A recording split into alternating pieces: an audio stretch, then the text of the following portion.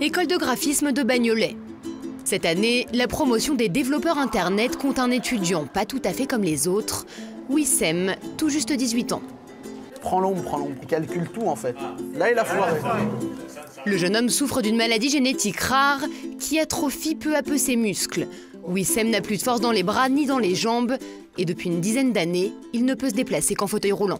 J'ai toujours été dans une école, on va dire, avec des gens normaux. C'est ce que je souhaitais toujours et mes parents aussi. Je ne me voyais pas en fait être avec que des personnes handicapées. Évoluer dans un cadre normal, pas facile avec un tel handicap. Wissem doit effectuer son cursus en alternance avec une entreprise, mais l'étudiant a bien du mal à trouver un établissement qui puisse l'accueillir. J'aurais pu avoir plusieurs entretiens avec des employeurs qui auraient pu me prendre. Mais le souci, c'est que quand je les avais au téléphone et qu'ils étaient très intéressés en fait, pour me prendre, leurs locaux n'étaient pas adaptés quand je demandais. Besoin d'ascenseurs pour circuler dans les immeubles, de rampes pour entrer dans les bâtiments, de trottoirs suffisamment larges et de transports en commun adaptés. Chaque déplacement du jeune homme vire rapidement au casse-tête. Alors forcément, les sorties entre amis sont assez rares. En dehors de l'école et tout, non, pas trop, je sors pas trop en fait. Faut tout organiser à l'avance. Imaginons un cinéma, la dernière fois, au lieu de prendre juste un bus qui met 20 minutes, j'ai pris un RER, puis un bus, puis marcher à pied. Donc 1 heure à peu près. Donc, et au retour, on avait fini tout le chemin, il ne nous restait plus qu'à rentrer à pied à la maison et la pluie est tombée. Fin de la journée, comme chaque soir, c'est un transporteur spécialisé qui doit ramener Wissem chez lui. Le jeune homme vit avec ses parents dans un petit pavillon de 2 étages.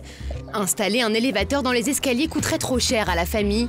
Wissem doit donc se contenter d'une petite chambre improvisée dans un coin du salon. Un manque d'intimité accentué par le besoin quasi constant d'une aide extérieure.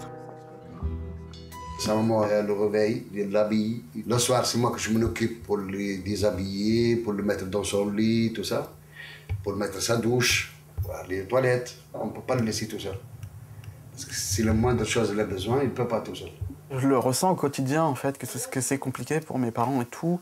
Demander l'aide des autres, c'est quelque chose auquel je me ferais quasiment jamais. Wissem ignore encore comment sa maladie va évoluer, la marge d'autonomie qui lui restera dans les années à venir, ni même s'il pourra continuer à travailler.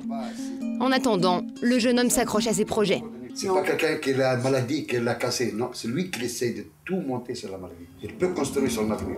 Je ne vis pas positivement tout le temps, ça c'est sûr. Il y a eu des moments où c'était invivable, quoi. Je me posais des questions et tout, mais il faut se battre parce que si on se bat pas, c'est foutu.